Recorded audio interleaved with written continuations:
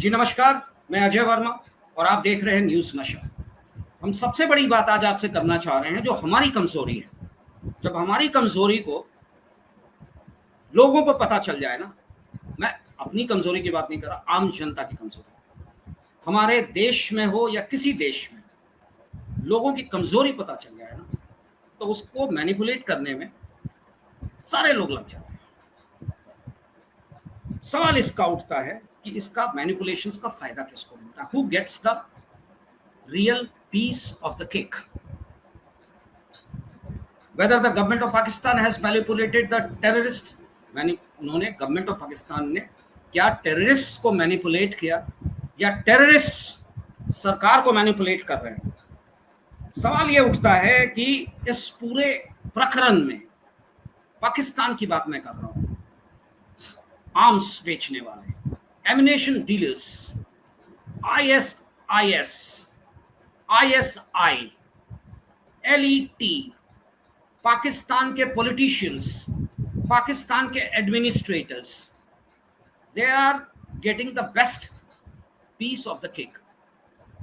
और क्या आम जनता को बरगलाने की और बेवकूफ बनाने की कोशिश नहीं की जा रही है? अब मैं कश्मीर को लेकर आता, कश्मीर तक इस बात को लेकर आता, पाकिस्तान का इन्वॉल्वमेंट कश्मीर में, हमारे कश्मीर की बात कर रहे हैं हम। अपने कश्मीर में जब भी कुछ करने की कोशिश करते हैं, क्वेश्चन उधर से उठता है और उनकी कोशिश होती है कि हमारे कश्मीर को डिस्टर्ब करके रखें। मेरा सवाल यह है कि कश्मीर की जनता, एम्प्लॉयड, अनएम्प्लॉयड, बिजनेस में हो, बिजनेस में ना हो, what are they benefiting out of it? मेरा सवाल यह है कि ये जो फंडिंग होती है ना, वहां किसके लिए की जाती है? पाकिस्तान द्वारा फंडिंग कश्मीर में, कश्मीर के लोगों को कश्मीरियत की बात करते हुए, जो कि फेक है। हमारे कश्मीर में लोग जो हैं वो कश्मीरियत की बात करते हैं हिंदुस्तान, इंडिया से जोड़कर। और आज भी अगर देखा जाए तो वहां की जनता, जो आम जनता की बात मैं कर रहा हूं, ना कि उनको जिनको बरगलाया जाता है पाकिस्तान के या पाकिस्तान द्वारा संचालित या फंडेड एनजीओज या संगठन के द्वारा, जो आम जनता है आज की तारीख में भी हमारे देश के साथ है। उनका कहना है we are with India, this is the reason. यही जज्बा जो है पहलगांव के 26 टूरिस्ट्स के स्लेन, मर्डर्ड किए जाने बाय दीज उग्रवादी, आतंकवादी जो पाकिस्तान ने भेजे थे के बाद वहां की जनता ने खुलकर इसको कंडेम किया।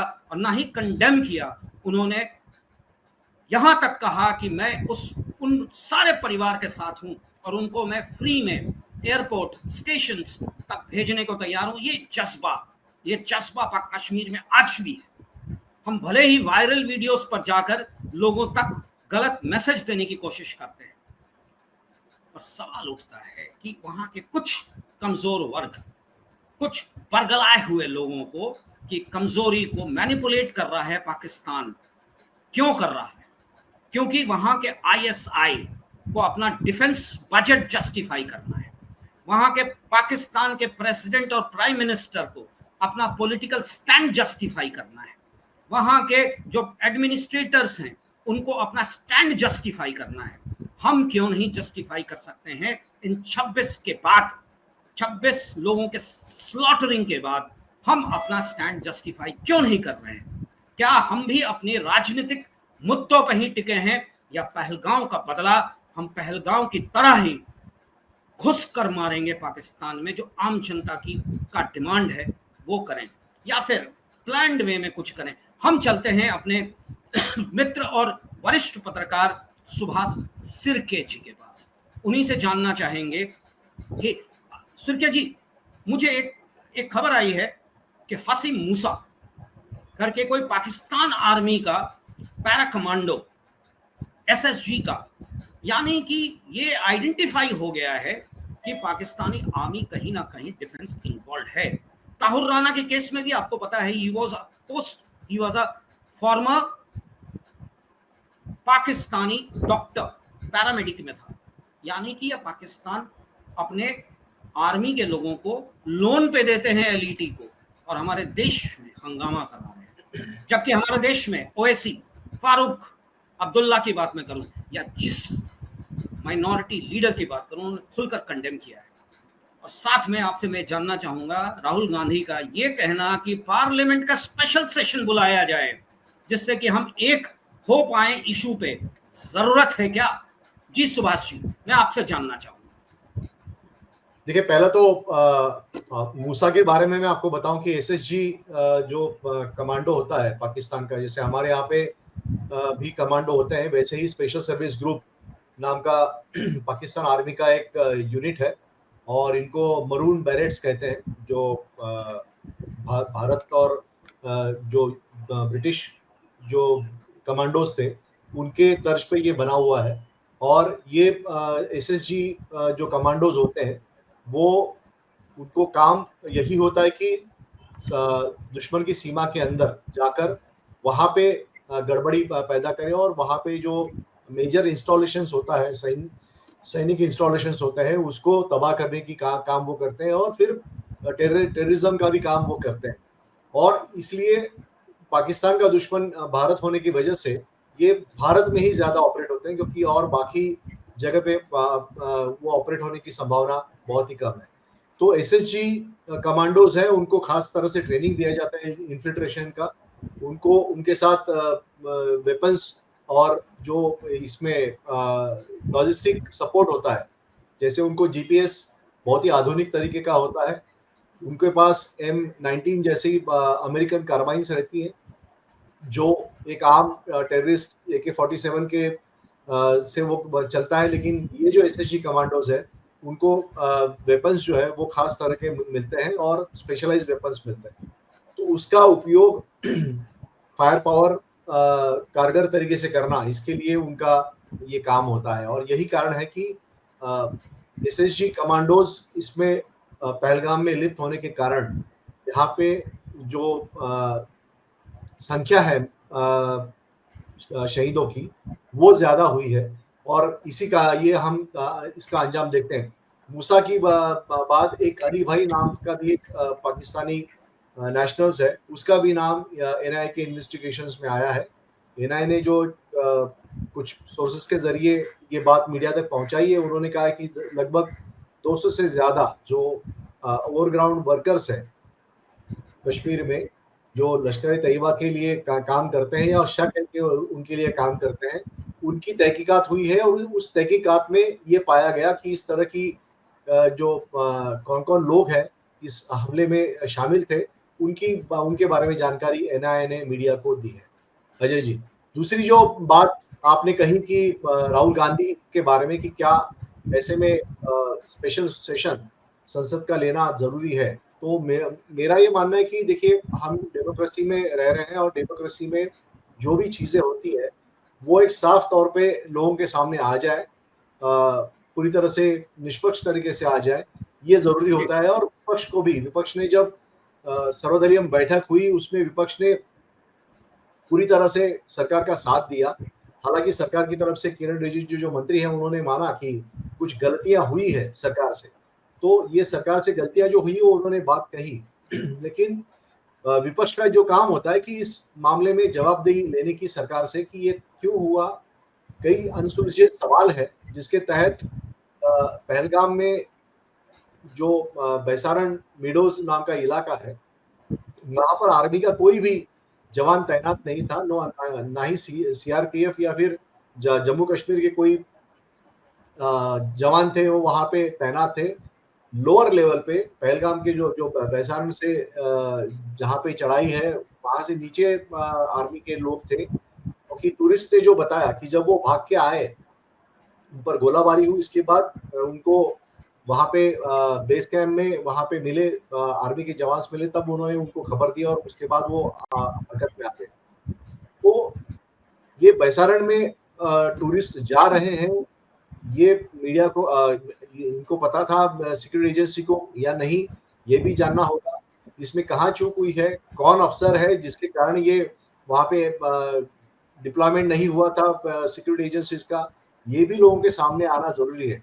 ये बात कहना ठीक है कि पाकिस्तान पर हम हमला करेंगे, पाकिस्तान को सबक सिखाएंगे, लेकिन किस तरह का सबक सिखाएंगे, इसके लिए एक जो आम सहमति बननी है, वो आम सहमति बनने की कोशिश इसी तरह डेमोक्रेटिक डायलॉग में ही हो सकती है। अजय जी, नहीं, मेरा सवाल फिर वहीं आता है कि इस पहलगांव को लेकर जो तरह तरह की बातें चल रही हैं, कांग्रेस का कहना कि पार्लियामेंट का स्पेशल सेशन बुलाया है, और कांग्रेस के ही एक वरिष्ठ नेता, नाम भी आपने सुना होगा, जो यूनाइटेड नेशन से भी रिलेटेड थे, शशि थरूर जी, उनका बयान, उनका जो स्टेटमेंट है, बहुत कैटेगोरिकली, शायद कांग्रेस उसको डिसोन कर दे।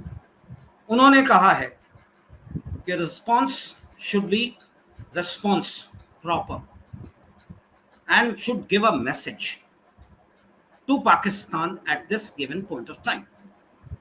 उन्होंने बिलावल भुट्टो के बयान पे, जहां उन्होंने टेररिज्म को, पहलगांव को इन अ वे लाइटन करने की कोशिश की थी, बिलावल भुट्टो की बात मैं कर रहा हूं, पाकिस्तान, उन्होंने कहा बिलावल साहब याद करो, आपके परिवार के लोगों को भी टेररिज्म के कारण जाना पड़ा।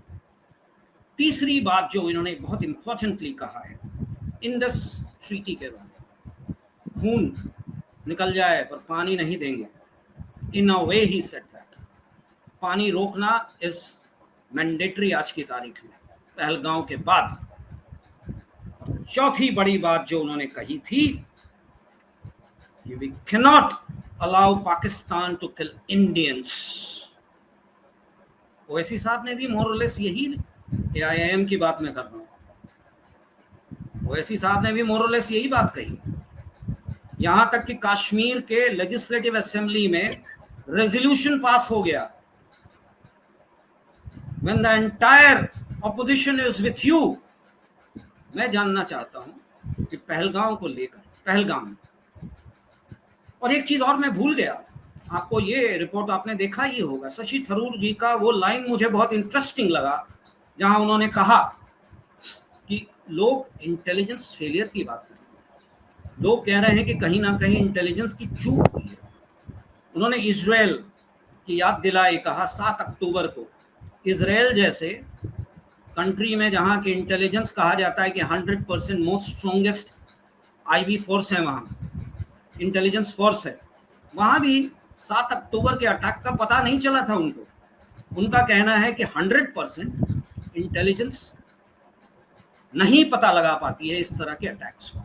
और जहां तक रिपोर्ट्स आ रही हैं, 200 किलोमीटर चल के आए, 2 एंट्री गेट पे थे, 1 एग्जिट गेट पे थे, तो आपको नहीं लगता है कि कहीं ना कहीं ये 4 लोग, 5 लोग, 6 लोग जो घुसते हैं, वो ऐसे ही थोड़ी घुसे होंगे, रिकॉग्निशंस हुआ होगा, रेकीज हुई होंगी, कहीं ना कहीं इंटरनल सोर्सेज, लोग, लोकल्स की बात मैं कर रहा हूं, जिनको की फंडिंग, मैं एक सवाल उठा रहा हूं आज की तारीख में, जिसका कोई अभी, it is for the investigation to be done with a disclaimer if it hurts anybody, NGOs operating in that area, the foreign funding which is coming, west का हो या ईस्ट का हो, foreign funding which is coming being given to this NGOs, क्या उनके role को भी investigate किया जा रहा है या नहीं किया जा रहा है? Don't you think they need to be investigate? ये फंडिंग कहां से आ रही है? बिना फंडिंग के इस तरह की एक्टिविटी नहीं हो सकती ना Subhash ji. I hope you will agree to me. जी सुभाष जी, फंडिंग के बगैर एक्टिविटी नहीं होगी, ये तो बहुत सही है आपने बोला। उसके बाद जो लॉजिस्टिक सपोर्ट है उसके लिए भी पैसे लगते हैं। जो अमेरिकन कार्बाइन M19 इन आतंकवादियों के पास थी, उसके लिए भी पैसे लगे होंगे। जो GPS उन्होंने यूज किया था उसके लिए भी पैसे लगे होंगे। तो ये स्टेट फंडिंग इसका है, ये हाँ कोई मना नहीं कर सकता, यानी पाकिस्तान का इसमें इन्वॉल्वमेंट है, ये भी कोई मना नहीं कर सकता। पाकिस्तान, लेकिन पाकिस्तान का बजट जो है वो पाकिस्तानी सेना जो है वो जस्टिफाई करने के लिए ऐसी काम करते रहते हैं। और वहाँ पे लोग यही मानते हैं कि सारा डिफेंस महकमा जो है उसके हाथ में पूरी पाकिस्तान की इकोनॉमी है। इसलिए जब पाकिस्तान से प्याज लेने की बात जब वाजपेयी गवर्नमेंट में आई, तब बताया, शुगर लेने की बात, शक्कर लेने की बात जब आई, तब बताया गया कि ये जो जहाँ से शक्कर आ रही है वो सारा पाकिस्तानी डिफेंस एस्टेब्लिशमेंट का ही कंपनियां हैं। जो ये आते हैं, प्याज आता है वो वहीं से आता है। तो पाकिस्तानी डिफेंस महकमा जो है वो पूरी तरह से पाकिस्तान की इकोनॉमी कंट्रोल करता है, और उसको भारत का हवा खड़ा करना ये बहुत ही ज़रूरी है, जिससे उनको ये पाकिस्तानी जनता जो है वो भ्रम में रहे। और यही कारण है कि पाकिस्तान आज पूरा कर्ज में डूबा हुआ है, और उसकी जो हालत है, आर्थिक हालत जो है वो बहुत ही चरमरा गई है। लेकिन फिर भी वहाँ पे जो धर्म का अंधा अनुकरण जो किया जा रहा है, और धर्म के आड़ में जो ये सारी चीजें हो रही है, वो देखते हुए उनको भारत में कुछ ना कुछ यानी आतंकी हमले करना, जिससे भारत रिस्पांस दे, और उससे पाकिस्तान का जो ये डिफेंस सिस्टम है वो और खुद को उनको साबित करना पड़ेगी, देखिए वो है, इसलिए पाकिस्तान यहाँ पे जिंदा है। नहीं तो भारत कब का उनको खा जाता, जैसे ईस्ट पाकिस्तान खा गया। तो ये जो चीजें हैं ये वो देखना उनको जरूरी है। और आईएसआई ने ये अफगानिस्तान से, इसका सबसे बड़ा कल्प्रिट तो अमेरिका है, क्योंकि आईएसआई को सपोर्ट अमेरिका ने किया था अफगानिस्तान में। रशियन जो इन्वेजन हुआ था, रशियन फोर्सेस वहां पे थी, तब आईएसआई का यूज किया गया वहां पर आतंकी हमले करने के लिए, या फिर रशियन के खिलाफ जो हमले करने के लिए किया गया। इसके लिए पूरा जो आधुनिक सिस्टम जो है वो आईएसआई को मिला, और उसके बाद हम देखते हैं कि पाकिस्तान के अंदर ही ये पूरा भस्मासुर है वो खड़ा हो गया, और पाकिस्तान में ही आतंकी हमले ज्यादा होने लगे हैं।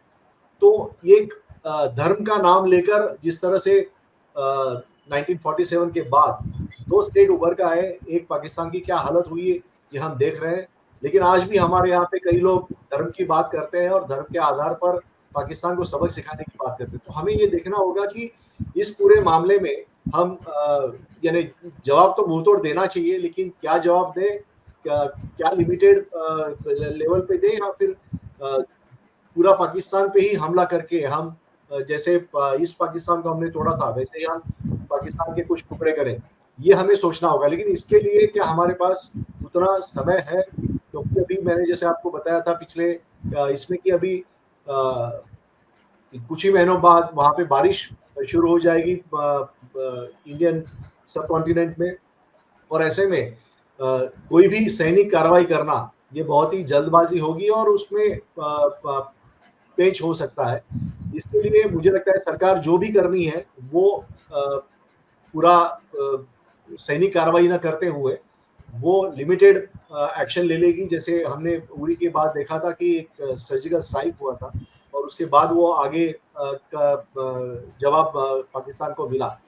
लेकिन जो लोग भारत में मोदी समर्थक है, बीजेपी समर्थक है, वो पूरी तरह से चाह रहे हैं कि पाकिस्तान का नामो निशान मिटाया जाए। हमें ये देखना होगा कि हम 9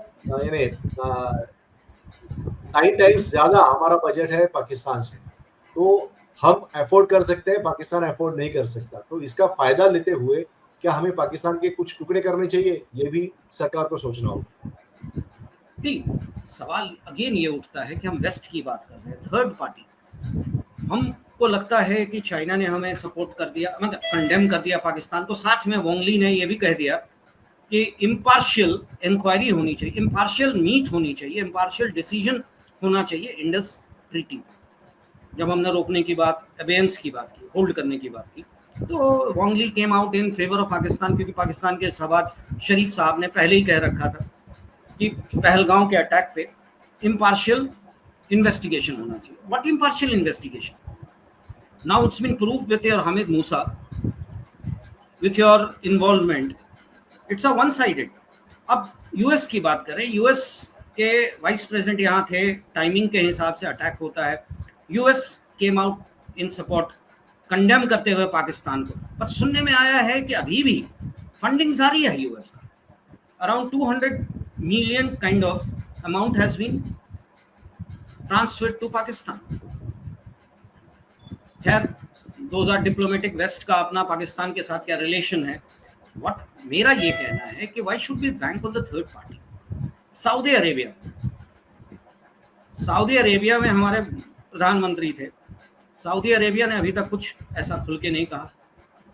कंडेम करना इज डिफरेंट थिंग, इस तरह के इंसिडेंट को कोई भी कंडेम करेगा, किसी कंट्री में होता है हम कंडेम करते हैं। Have they come out saying or to the United Nations that Pakistan should be declared as a terror hub? मैं यूएस की बात कर रहा, मैं रशिया की बात कर रहा, मैं चाइना की बात कर रहा, मैं सऊदी अरेबिया की बात कर रहा, जिनको हम ये कहते हैं कि they are with us, particularly Pahalgam और पाकिस्तान टेरर को लेकर।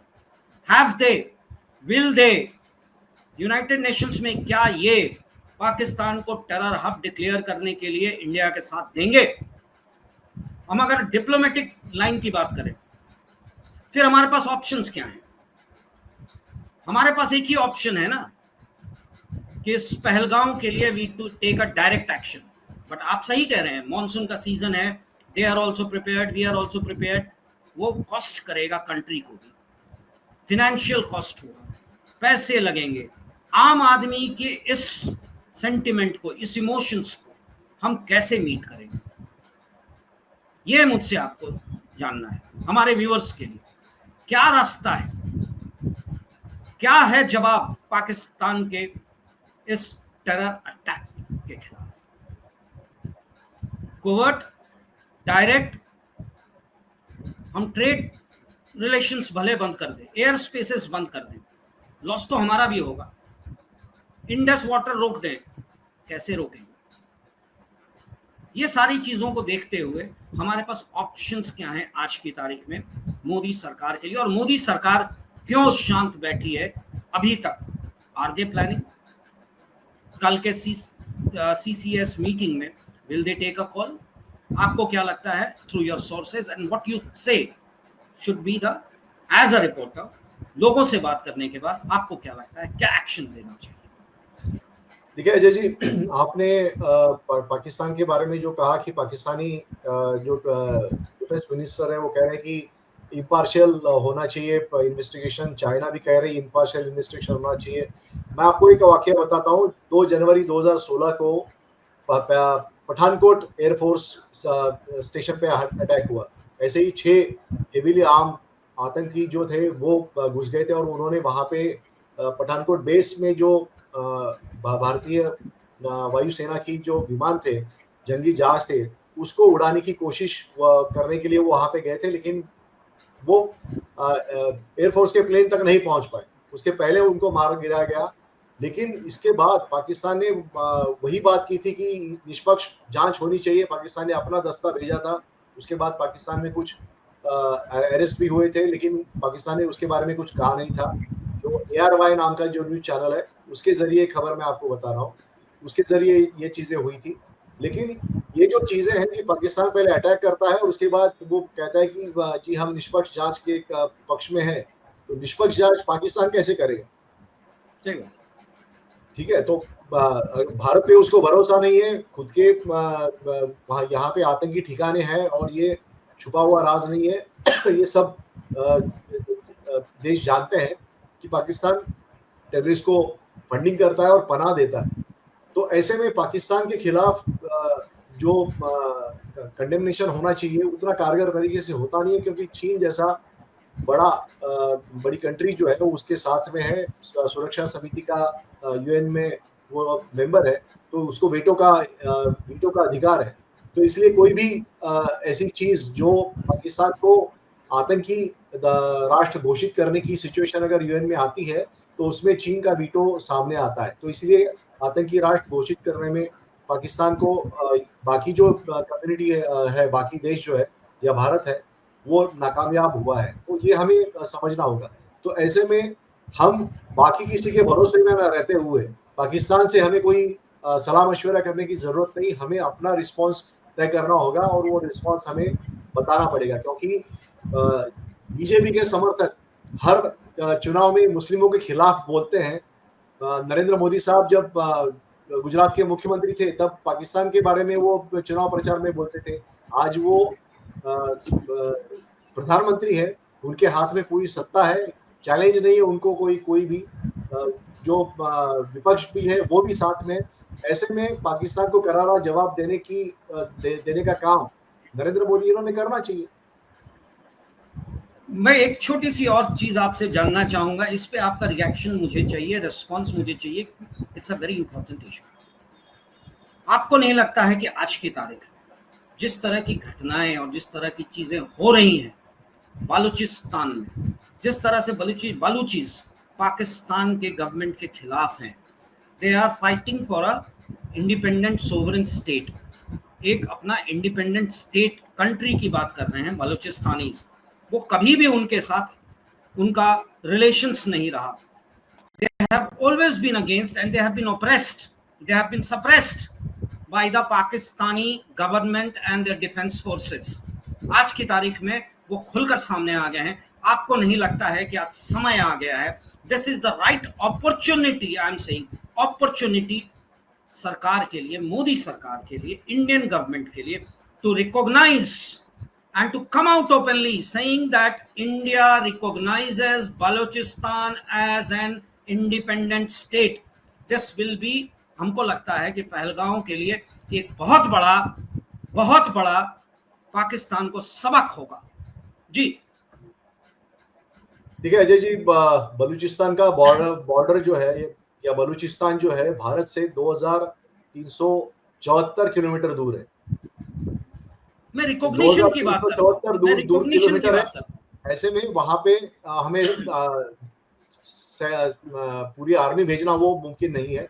ईरान से अगर हम सुभाष जी, मैं आर्मी और की बात नहीं कर रहा, मैं रिकॉग्निशन की बात कर रहा हूं। बलूचिस्तान को पूरी तरह से सपोर्ट करना चाहिए। बलूचिस्तान जो है वो, उसकी अगर इंटरिम गवर्नमेंट बनती है तो जैसे हमने 1971 में क्या किया था कि वहां पर जो बांग्लादेश है उसकी इंटरिम गवर्नमेंट हमने कोलकाता में बिठाई थी, तो वैसे ही इंटरिम गवर्नमेंट अगर बलूचिस्तान की बैठती है तो उसको हमें दिल्ली में पनाह देना चाहिए।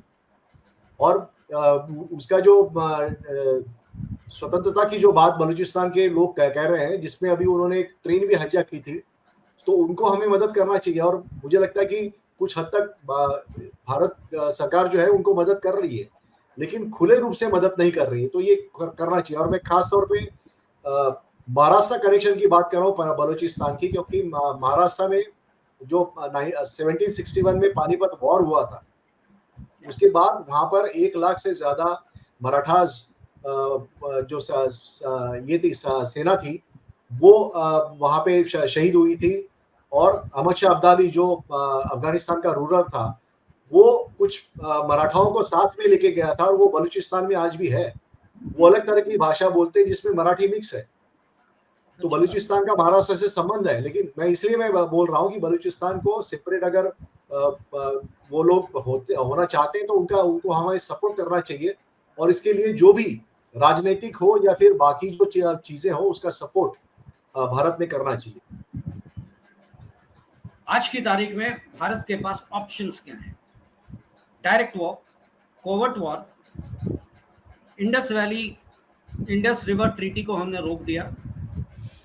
हमें क्या करना चाहिए? वेस्ट के सहारे हम कब तक इंतजार करें? पहलगांव का जवाब क्या हो? बालूचिस्तान को रिकॉग्नाइज करना, पीओके में कोवर्ट वॉर करना, या डायरेक्ट वॉर? क्योंकि हमारे पास ऑप्शंस भी कम है। डिप्लोमेटिक, इंटरनेशनल, बहुत सारे इश्यूज आ जाती हैं, साथ में इंटरनल इश्यूज आती हैं कि हमारे कंट्री में भी, हमारे देश में भी अगर आप स्टेप लेते हैं तो रिएक्शंस भी आती हैं। क्योंकि हमने अपने देश के अंदर इंटरनल जो हैं लोग भले ही बात करते हैं कि ये गलत है, ये गलत है, ये सही है, ये सही है, पर जब इस तरह की बात आती है तो हम कहीं ना कहीं राजनीति के पचड़े में पड़कर विपक्ष हो या आम आदमी की बात करते हैं, इस तरह की बातें और इस तरह के एक्शन शुरू कर देते हैं, जिसका खामियाजा हमें बाद में भुगतना पड़ता है। तो आज की तारीख में पहलगाम पे सरकार शायद इन सारे पहलुओं को देखते हुए कुछ सोच रही हो। आपको क्या लगता है कि सरकार के पास ऑप्शंस क्या है? Just 3-4 options I need.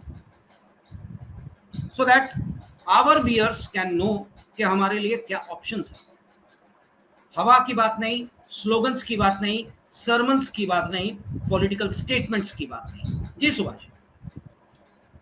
देखिए Ajay ji, cabinet committee on security जिसको CCS कहा जाता है और केंद्रीय मंत्रिमंडल की सुरक्षा विषयक की एक कमेटी है जिसमें चंद मिनिस्टर्स प्रधानमंत्री को लेकर वहां पे शामिल होते हैं। तो इसकी पहलगाम अटैक के बाद दूसरी मीटिंग कल होने जा रही है और ये दूसरी मीटिंग कुछ दिनों के अंदर हो रही है। इसका मतलब है कि सरकार कुछ सोच रही है, सरकार कुछ रिस्पांस देने का जो काम है उसके लिए कुछ योजना बना रही है। अब ये योजना क्या बना रही है ये हम बता नहीं सकते और सरकार ने मीडिया एडवाइजरी भी जारी की है कि जो सैनिक मूवमेंट है उसके बारे में मीडिया खबर ना दे। तो इसका मतलब है कि सरकार जरूर कुछ सोच रही है और इसके बारे में जल्द ही फैसला आएगा। लेकिन मुझे लगता है कि कुछ अटैक्स जो टेररिस्ट के जो कैंप्स है उस पर अटैक जरूर किया जाएगा, क्योंकि जिस तरह से इजराइल ने गाजा पट्टी में अटैक किए थे और उसका समर्थन अमेरिका से लेकर सारे कंट्रीज ने दिया था, UN ने भी दिया था। तो इसका उदाहरण हमारे पास है और इसका उदाहरण लेके हम पाकिस्तान में जहाँ पे POK में या फिर बाकी ठिकानों पे जो आतंकवादी कैंप है उसको हम मार गिरा सकते हैं या उसमें हम मिसाइल के जरिए अटैक कर सकते हैं या फिर एयरफोर्स के विमान जो है वो भेज सकते हैं। लेकिन इसका मैं अभी डॉन जो न्यूज़पेपर है वो भी पढ़ रहा था, तो यही सारी चीजें वहां पे भी डिस्कस हो रही है।